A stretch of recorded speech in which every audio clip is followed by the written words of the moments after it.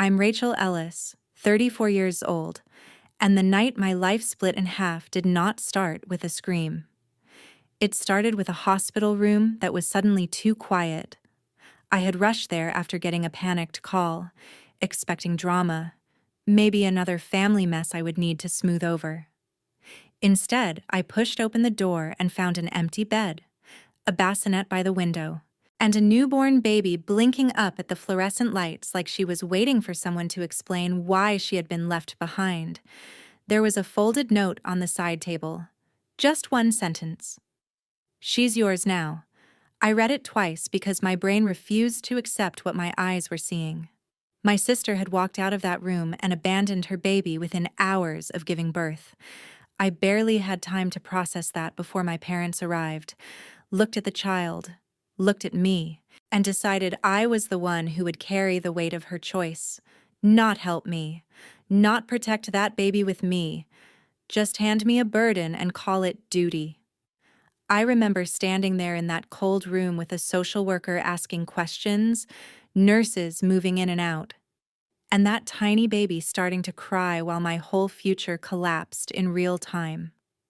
I did not know how to be a mother. I did not know how to take a newborn home. I did not know that one choice made in a hospital before sunrise would cost me my relationship, my savings, my peace, and almost 10 years later, drag me into a courtroom where the same people who abandoned her would accuse me of stealing her from them. And when the judge opened the sealed folder I handed over, the room changed so fast even their lawyer looked sick. Before I tell you what was in that folder and how this whole nightmare began to unravel, tell me what time it is where you are and where you're listening from. I really want to know how far this story reaches tonight. I did not take Sophie home that night the way people imagine in movies, with some noble speech and a soft blanket and sudden certainty. It was paperwork and fluorescent lights, and a hospital social worker speaking in a calm voice while my hands shook so hard I could barely hold the pen. My sister had listed me as the emergency contact, the only family member she trusted enough to put on a form and cruel enough to leave holding the consequences. The social worker explained that because the baby had effectively been abandoned, the hospital could not just discharge her into chaos. If I wanted to keep Sophie out of emergency foster placement, I needed to agree to a temporary kinship arrangement and appear in family court within days. I remember staring at that tiny bassinet while nurses checked her temperature and asked if I had a car seat, a crib, formula, bottles, diapers, any idea what I was doing. I had none of those things. My mother, Linda, stood by the window with her purse tucked under her arm like she was waiting for a delayed flight. My father, Richard, kept repeating that Brooke had always been reckless and that this was exactly why he was done rescuing her.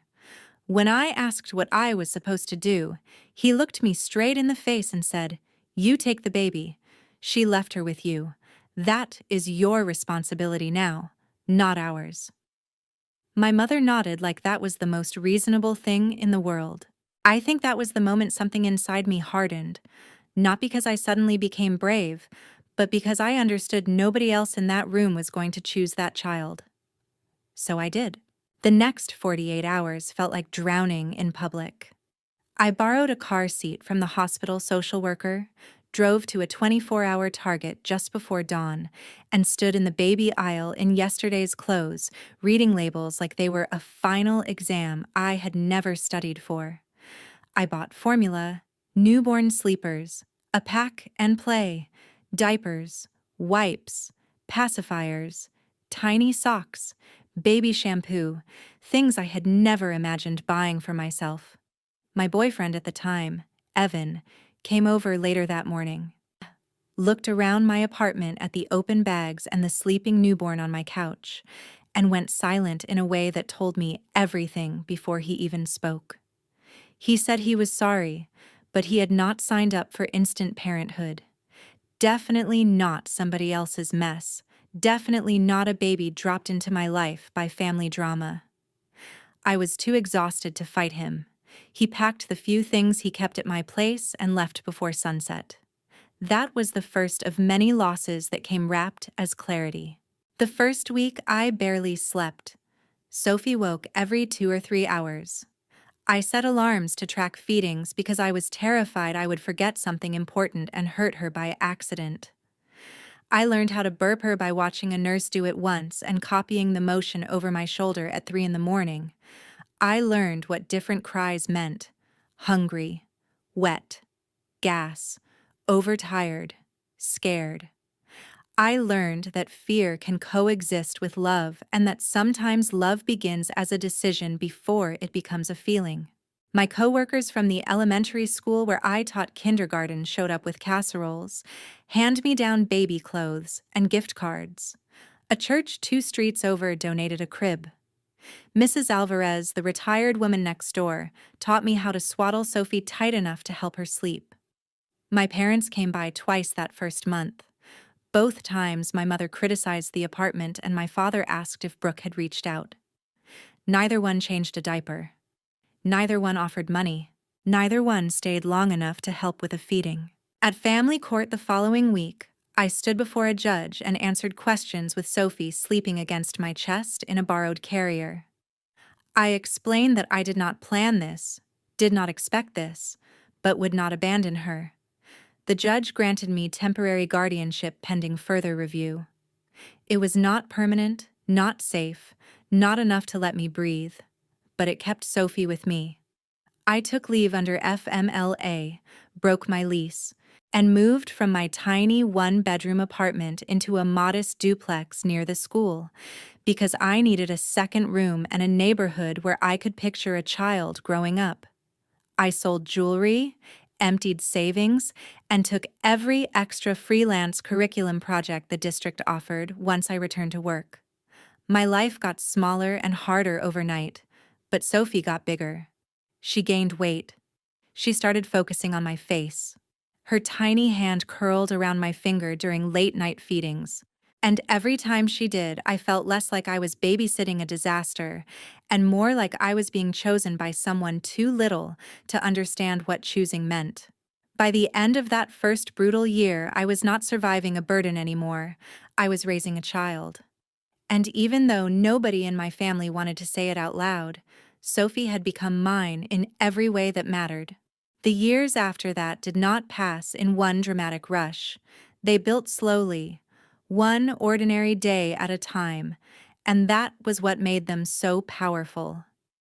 Real motherhood, at least the version I lived, was not a montage of milestones wrapped in perfect music. It was packing lunch before sunrise, wiping tears over skinned knees, checking homework at the kitchen table, clipping coupons, memorizing the nearest urgent care, and pretending you were not afraid when your child woke up burning with fever at 2 in the morning. Sophie grew into the center of my world so naturally that sometimes I forgot there had ever been a before. By the time she was 3, she had a favorite cereal, a favorite stuffed rabbit, and a stubborn little personality that could fill an entire room. She called me Mommy Rach at first, then Mom more often than not, and I never corrected her. Not once. I told myself it was because I did not want to confuse her, but the truth was more complicated. Every time she called me that, something wounded in me healed a little. I eventually transitioned out of the classroom and into a school counseling role within the district. The pay was not much better, but the hours were steadier, and the training helped me understand children who carried invisible pain.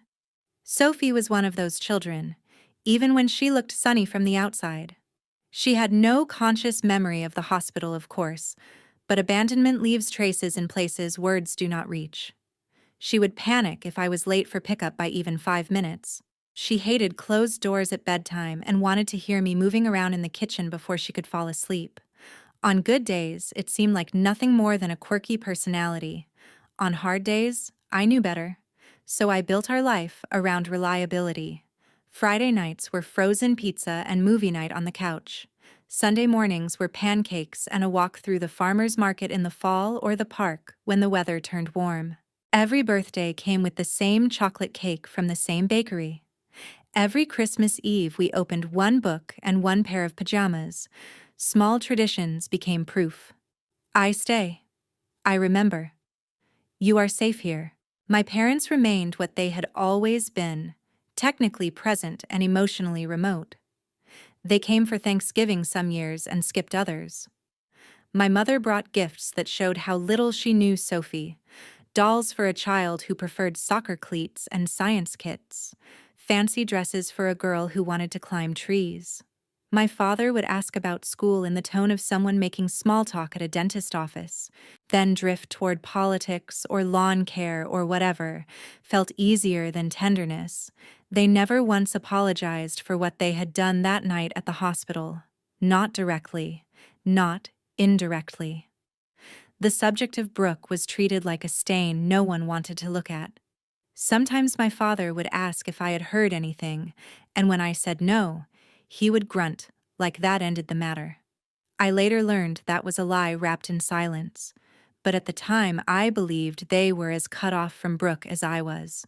Sophie asked questions as she got older, and I answered them as honestly as her age could bear. I told her the woman who gave birth to her was my sister, that she had been very sick and not able to take care of a baby then, and that none of it was Sophie's fault. When Sophie asked if that woman would ever come back, I said I did not know. When she asked if I was her real mom, I told her real was not always the same thing as biological, and that being a parent meant showing up over and over again.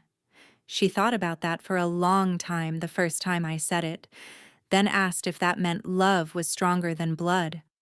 I told her sometimes it had to be. Those years were not easy financially. I took extra evening work from home, cut my own hair for a while, learned how to make one grocery trip stretch into 2 weeks, and put every spare dollar into a little college savings account that felt almost ridiculous when the electricity bill was due. But Sophie thrived. She drew constantly, painted with the kind of concentration that made the whole room feel still, and read above grade level by second grade. She had a laugh that made strangers smile in checkout lines.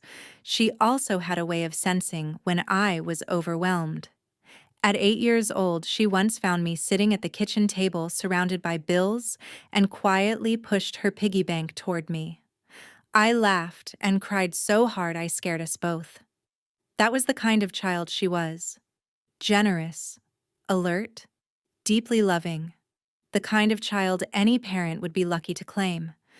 Which was exactly why I should have known that peace was never going to last forever.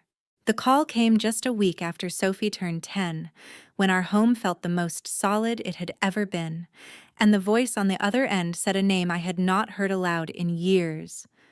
Brooke. If Brooke had shown up ruined, I might have known how to handle it.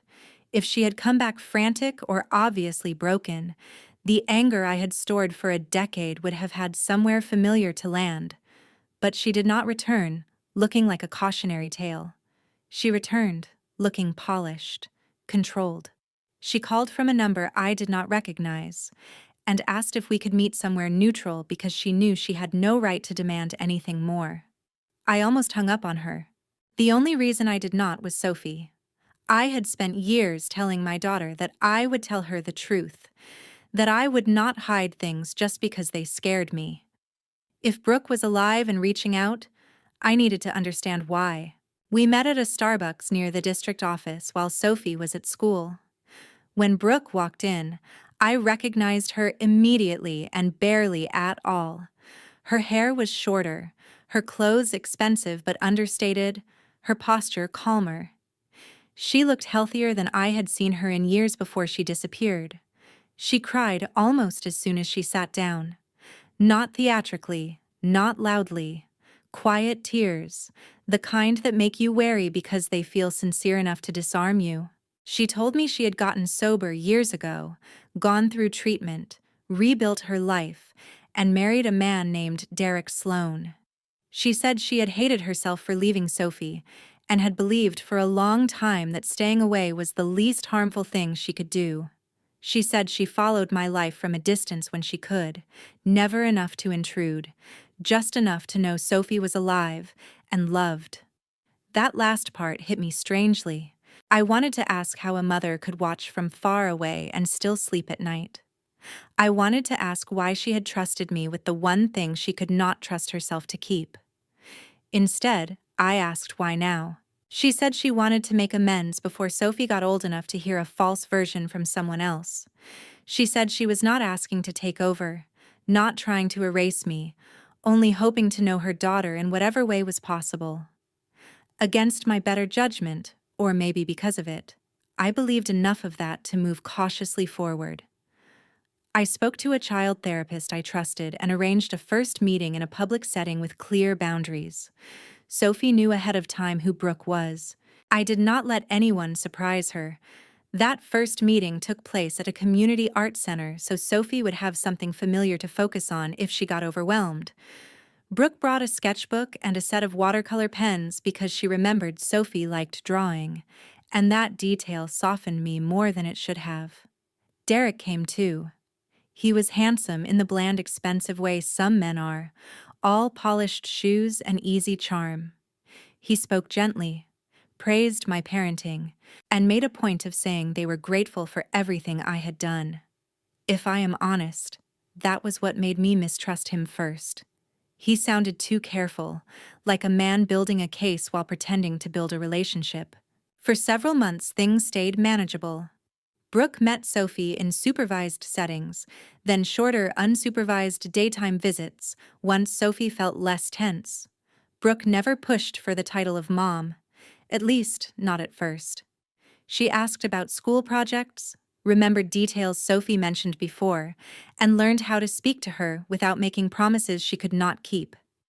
Sophie called her Brooke, which Brooke accepted with a smile that was either gracious or wounded depending on the day. I watched my daughter wrestle with curiosity, empathy, confusion, and loyalty all at once.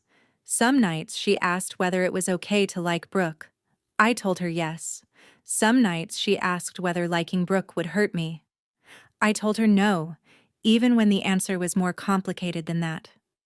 Love is not a pie, I told her once.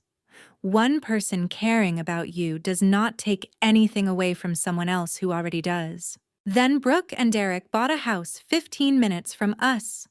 That was when the language started shifting. Derek talked about school districts and neighborhood safety and the value of having a yard. Brooke started saying things like every child deserves the chance to know where she comes from, and maybe there was room for a more natural family structure over time. The first time she said that phrase, natural family structure, I felt something cold move through me. It was not what she said so much as the way Derek watched my reaction while she said it. Like he had placed a piece on a board and was waiting to see where I would move next. I told myself I was overreacting. I told myself 10 years of fear had made me defensive. But the night Derek sat at my dining table eating takeout pad thai and casually mentioned that Sophie would have her own bathroom at their house if things ever evolved, I understood exactly what was happening. They were not re-entering her life to become part of it. They were circling it, measuring it, deciding how to take it. The ambush came wrapped in a family dinner invitation. My parents rarely asked us over unless a holiday forced some performance of togetherness, so when my mother called and said she wanted a quiet Sunday meal, I almost said no. Sophie wanted to go because she had baked pumpkin muffins with Mrs. Alvarez and thought Grandpa might actually like them.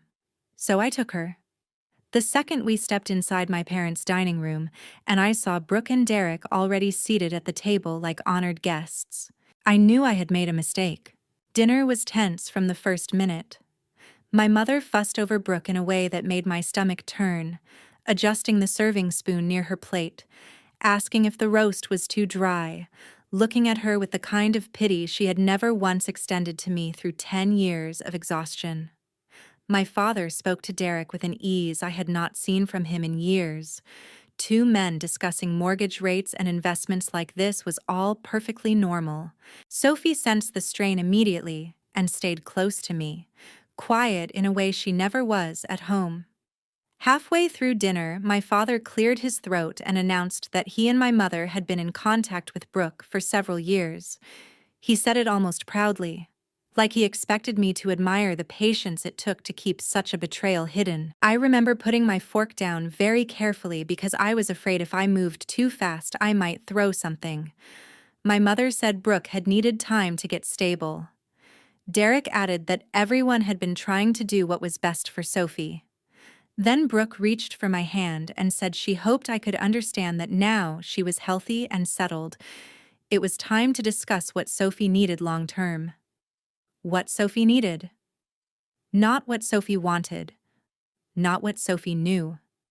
Needed. My father leaned back and said the sentence that finally tore away whatever illusion of family still remained. Blood matters, Rachel. You have done a good job, but she belongs with her real mother.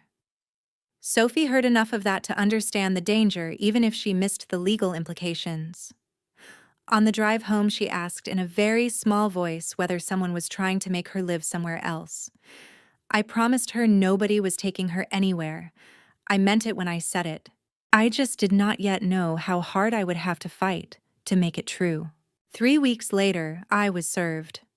Brooke had filed a petition seeking restoration of parental rights and a change of custody, backed by sworn statements from my parents claiming I had interfered with family contact, alienated Sophie from her biological relatives, and manipulated a temporary emergency arrangement into permanent possession. Possession. That was the feeling hidden beneath all the legal language, as if the last 10 years were a property dispute. Sophie was not just upset when the case started moving forward. She unraveled. She stopped sleeping through the night. She started checking whether my car was still in the driveway before school. Her teacher called to tell me Sophie had cried in class after another child mentioned moving houses. I got her into therapy immediately, and even then she kept asking the same question in different forms. If Brooke loved me, why did she leave me? If Grandpa loved me, why does he want me to go? If you love me, can a judge still make me leave? I hired a family law attorney named Maya Bennett after emptying what was left of my savings. She was sharp, calm, and incapable of being intimidated by people who hid selfishness under polished manners, which made me trust her almost instantly. She told me not to panic, then immediately gave me enough reasons to panic that I appreciated her honesty. Biology carried weight in court. The length of time Sophie had lived with me carried more. Brooke's abandonment mattered. So did Sophie's age, stability, school history, therapeutic records, and expressed emotional attachment. We needed evidence, not outrage. So I built a timeline of 10 years. I printed school forms with my signature on every line, doctor visit records, soccer registrations, birthday party invoices, photos dated year after year, emails from my mother canceling visits, text messages from my father ignoring updates unless they related to Brooke, report cards, therapy notes. The life I had lived as a mother became binders and folders and exhibits. It was awful. It was also clarifying. Every page was proof that love is work and I had been doing the work alone. Maya suggested I hire a private investigator once she saw how coordinated the petition was. Brooke and Derek had expensive counsel, a nice house, and a narrative designed to play beautifully in court. Redeemed mother, stable marriage, bitter aunt who could not let go. My rage was useful only if it could be translated into facts. So I hired the investigator and let him do what I had never had the time or emotional distance to do. He started with Derek. I thought if there was rot in this case, that was where we would find it. I was right. The investigator, Tom Grady, worked quietly for almost 3 weeks before he asked to meet in person. He came to my house after Sophie was asleep and laid a thick envelope on my kitchen table like he was setting down a stone he did not particularly enjoy carrying. Derek Sloan, according to Tom, had been conducting searches for Sophie's biological father for months before Brooke ever called me. Not casual curiosity, paid database pulls, asset tracing, social media cross-referencing, genealogy records. The man was not searching for identity. He was searching for leverage. Tom had traced those efforts to a name I had only heard once years earlier, back when Brooke was still lying to all of us about who Sophie's father might be.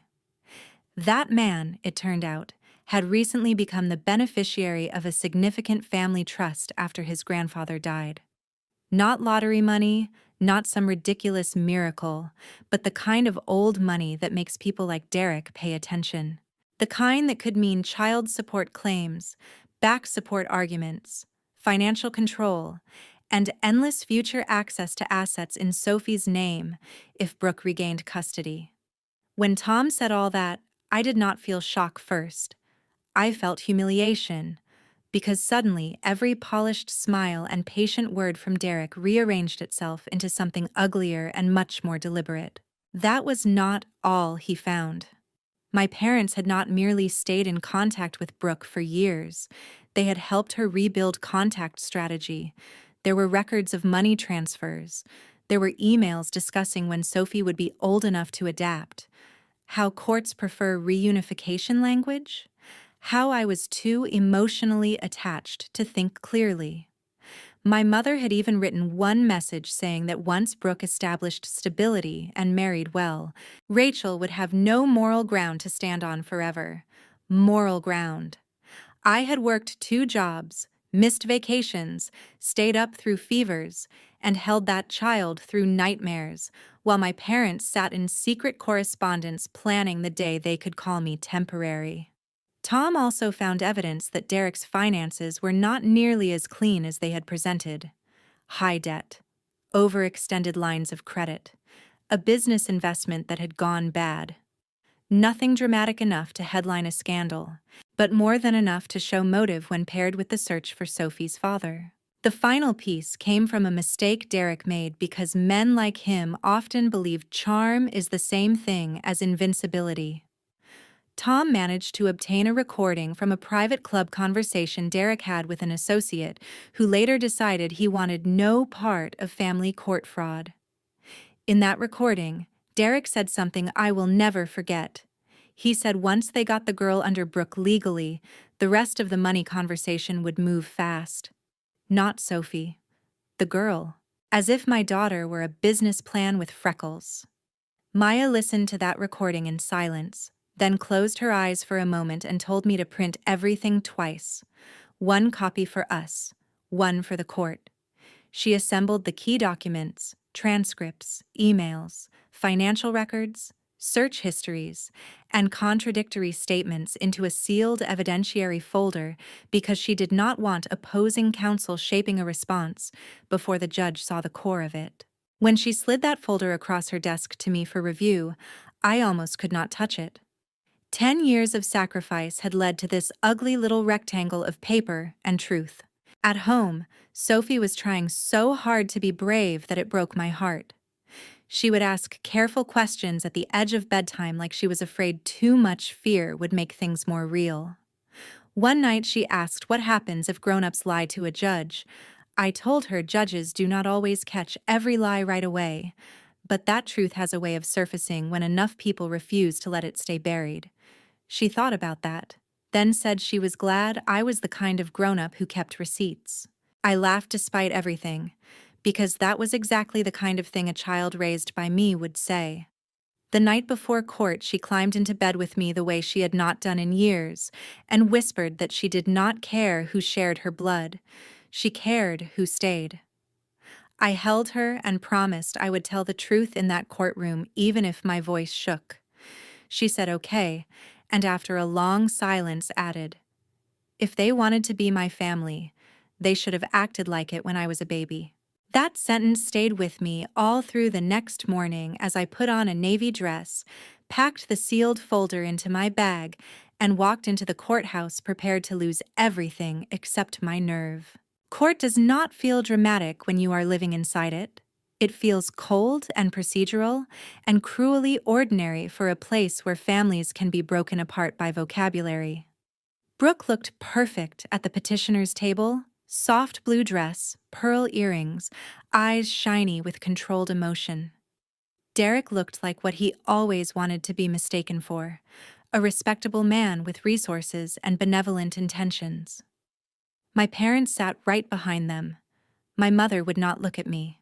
My father looked at me only when he thought I was not watching. Their attorney began exactly the way I expected, with redemption, stability, and the language of second chances. Brooke testified that she had been too sick to parent when Sophie was born, that she had recovered, matured, married, and now wanted to offer her daughter the home she deserved. Derek talked about their house, their savings, their neighborhood, their plans for private tutoring and summer travel. My parents testified that I had become possessive, that I discouraged connection, that I treated Sophie like a prize I had won through hardship rather than a child who needed her biological family. Listening to them was like being skinned politely. Then it was our turn. Maya did not try to outperform them. She built school records, medical records, therapy notes, witness testimony from teachers, neighbors, and Sophie's counselor, all of it establishing the same truth from different angles. Sophie was stable with me, attached to me, safe with me, thriving with me. I testified last. I did not cry until the very end, and even then it was only in my voice. I told the court about the hospital room, the social worker, the first formula run before sunrise, the years of birthdays and stomach bugs and budget spreadsheets and bedtime routines. I said I had never told Sophie to hate Brooke. I had never denied her the truth. I had never wanted revenge. I had wanted protection. I looked directly at the judge and said I was not asking the court to punish my sister for the worst thing she had ever done.